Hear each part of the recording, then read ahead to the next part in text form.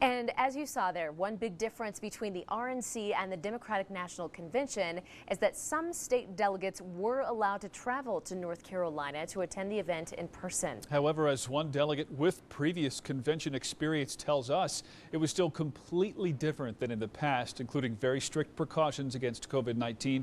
News Channel 13's Chase Golightly joins us outside the El Paso County Republican headquarters in Colorado Springs with reaction from a local delegate who watched from home and one who's in Charlotte tonight. Chase. Bart, Heather, only 7 Colorado representatives were able to make the flight out to North Carolina for the Republican National Convention. And the only reason why they were allowed to go was to vote on behalf of dozens of GOP delegates from Colorado who couldn't take the flight out.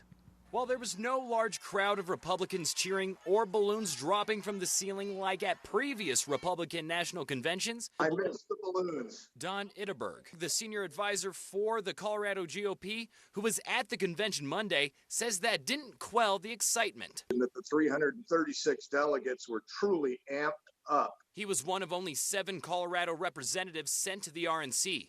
He said what made Monday's event truly memorable was the surprise visit from President Trump, who spoke at the event. There was a lot of camaraderie, very upbeat, as you can imagine. The reason why Itterberg and 6 others were allowed to go? The 6 of us were responsible to carry the proxies for various members of the delegation who weren't in attendance. Others, like first-time delegate and El Paso County Party Chair Vicki Tompkins, were sad to learn they'd have to watch from home. I don't want to say I cried, but I was at that point because I thought, this is the opportunity I've been waiting for. She remembers what it was like in the 2016 RNC in Cleveland, Ohio. You could feel the energy in the room, and when those balloons fell, oh yeah, I have souvenirs, absolutely. Of course, COVID-19 has changed all that. As for the precautions in place, Itterberg says people tested before arriving and at the front door.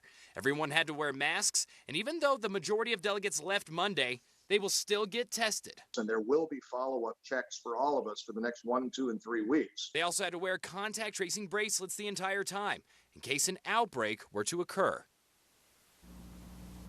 President Donald Trump will also be on hand this Thursday to wrap up the convention. He also hinted that he will have some sort of involvement each night leading to Thursday.